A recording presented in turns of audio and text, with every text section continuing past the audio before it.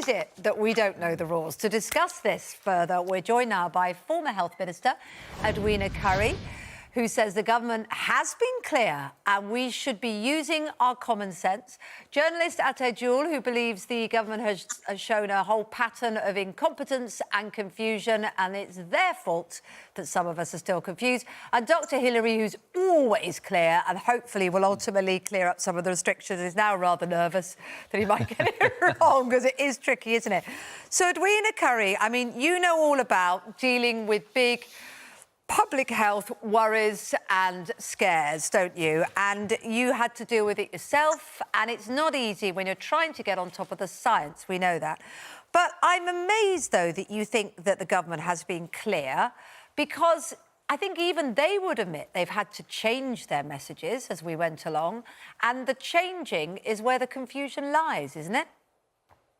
Yes, but the messages have had to change, Kate, because our knowledge of the pandemic itself has changed. Our knowledge of the virus has changed over time. For example, we didn't think that masks were that useful in public before, and we realise now that they are. But also because over a period of time, the contagion has changed. You know, there's a big difference from the end of March, when it was rife and people were dropping like flies, to now, when there are relatively few cases just in small pockets. So that has to change anyway, and we have to get used to that. But most important, this government is actually treating us like intelligent human beings, right?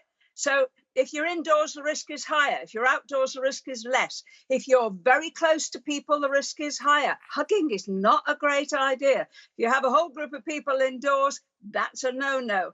And wherever you are indoors, especially, wear a mask. Even if nobody else is doing it, wear a mask. I mean, that seems to me to rely on us as adults. Ateh, I mean, is there some sense in that? You know, inside seems obvious, closed space, risk higher, wear a mask, keep apart. What is confusing about the government's message to you? I think, in my opinion, that the government's response to COVID-19 has been an utter disgrace.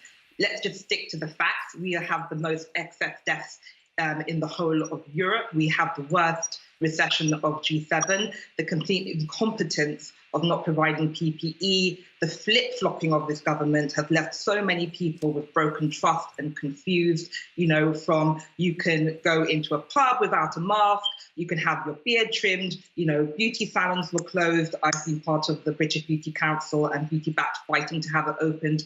The fiasco over A-levels has just shown a complete pattern of incompetence. We vote for our leaders, we vote for MPs to have, you know, to show us guidance. I feel completely rudderless, along with millions of others. It changes, having Eid cancelled overnight. Common sense, you know, Boris Johnson showed a complete lack of common sense when he used his buff and bravado and was shaking hands with people and got himself in the ICU, not only engaging himself, but his partner and his unborn child. You know, the facts are people have had better responses, quicker, more decisive, more competent, and I don't feel safe, and I think millions of others don't either. But Ateh, when you hear about, you know, illegal raves, you hear about overcrowded pubs, we heard about them in Aberdeen, in Scotland, we've heard of people having weddings with more than 30 people, they shouldn't be having them, or attending funerals en masse. I mean, these are things that you don't need to look at rules. You don't need Boris Johnson to tell us that, do we? We all know, don't we, that those are things you shouldn't be doing?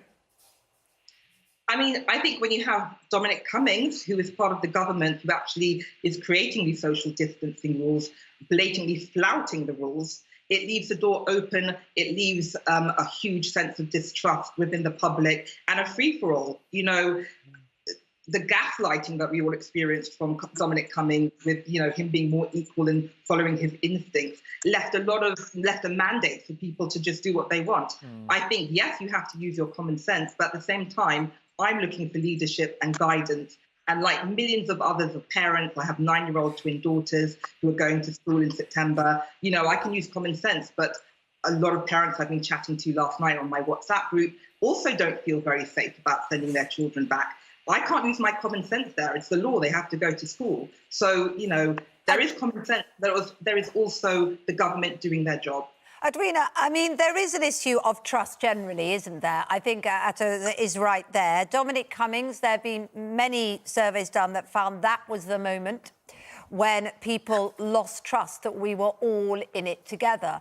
And when you say use common sense, everybody has their own idea of what's sensible. That's the problem, isn't it? You know, for many people, when the government said it wasn't necessary to wear a mask, it seemed common sense to wear a mask. Surely people said it's going to be better to be sneezing into a mask than not, whatever the science says. So as soon as you say use common sense, you're opening up to individuals making decisions, which is potentially dangerous in a pandemic. Well, we don't elect a government, any government at any time, to tell us day by day and minute to minute what to do. So we have to rely on something much broader. But also, of course, we have people who don't like the advice.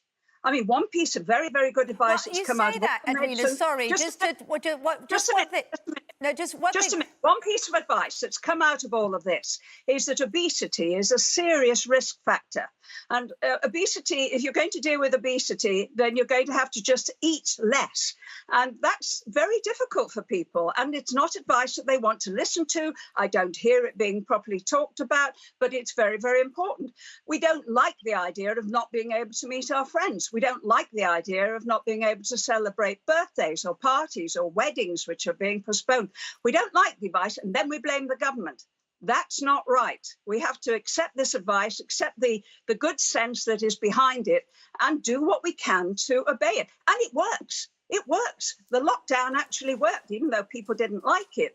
The advice on masks appears to work, even though people like me don't like wearing them. But we do it, and it's a wise and a good thing to do, and it's for the good not only of ourselves, but of all those around us and all those that we love, all those we're in contact with. OK, but lockdown was simple. Stay inside. That was a simple advice. It's when it gets more complicated, isn't it? That's our point, Edwina.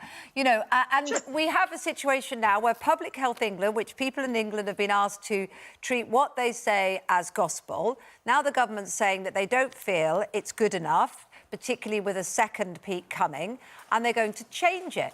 All these things chip away at trust of what the government says. No, I think it's the other way around. I think if the government was still saying stay in lockdown, given, of course, the damage that does the economy as well, I think we'd be saying, actually, no, you know, you're not things moving... like changing Public Health England, wider problems like the fiasco over A-levels. It breeds into a general problem with trust and clarity. Oh, don't start me with A-levels. I used to be a teacher. It is not the easiest circumstance, and we should all put ourselves in the shoes of the ministers. Remember, it's a new government. It was only elected in December. What a business to get into within 3 months of being elected, with new government ministers, new MPs. Right. I think they are doing their best. It isn't always brilliant, but they're doing a good job. And it relies heavily on all of us, you know, 65 million of us, to use our brains, to use our common sense. Don't do anything stupid. If you're obese, get that weight off. You know, actually do something about it. Make good use of your time. Just want to pick on something you said there, actually. Just slightly change the topic, but it's still relevant because you're here now. You said you were a teacher. You famously had to resign when you found yourself in a very difficult situation, shall we say. Do you think Gavin Williamson should be resigning at this point? Oh, I think there will be heads that roll, but I'm not sure it should be his. Public Health England did not impress me, I must say. They seem to have a very narrow purview that everything was concentrating on the NHS. Those of us with family members with cancer were worried because appointments were being cancelled. I think sometimes that upholding of the NHS, wonderful as it is, did some damage to other people who were not suffering from COVID. But also now they've revised down the figures, and we find that in very recent weeks, much of what we've been able to achieve has been maintained. Sorry, just to clarify, so I'm talking about in terms of education with Gavin Williamson. Should Gavin Williamson be resigning what the fiasco of the A-level results? Oh, I'm not going to give you an answer to that. That's not my job. That's way above my pay grade. OK, let's get back on topic. I mean, the thing I just want to talk about, though, you know, even you have to admit, the clarity of the messaging hasn't been there, has it? If you go onto the government website now and look at any subject, I mean, it scrolls, and if you're looking on your phone, it's just reams and reams of paper. Yeah. I mean, there's an argument here that it's almost designed to create sort of it's now down to the public to make your own minds up. It's almost this idea of shifting blame from accountability of the government. We're putting the information out there. It's all on the website, even though it's 5,000 words, and now it's up to the public to decide. And now we're sort of getting to that point where you start pointing fingers. I mean, I'm on a train and I'll see somebody who's not wearing a mask, and you kind of go, oh, God, that person should be wearing a mask, shouldn't they? Or you're in a shop, should they be wearing... There's so much confusion out there, but we're almost blaming each other. What you're describing there is not confusion. What you're describing there is people not obeying the rules, the very simple rules that are pretty obvious. But I agree with you about the advice that goes on government websites. Up here in the High Peak, we have, in New Mills, we have the Plain English campaign. And every piece of paper that's put out should be subjected to them. If it's a clear message, it can be conveyed in just a couple of paragraphs. That is not difficult. That's what I did all those years ago. I stood up and told people that eggs were a problem, and you all heard me and you all took some notice, except my colleagues in government. Well, there you go. The egg industry didn't particularly thank you for it, though, did it? So there we go, swings and roundabout. Ateh, we're going to go to Dr. Hillary in a moment to try and clear up some of this. But have you tried to go onto the government website, and have you tried to sort of see what the rules are? What are the things that you find most confusing? Sorry, Edwina. I find that the rules are changing day by day, week by week. Also, I just want to answer Edwina, who, you know, she's a formidable former MP and doing the classic shifting the blame and trying to throw the obese under the bus and trying to shift the personal responsibility onto the individual. It is the government who has utterly failed us, in my opinion. The rules... Lots of people have been confused that guidelines are being put out on a Friday, but they don't actually come into play on the Monday. And the weekend, we see a hot mess of the rules being flouted. I think this is not good enough.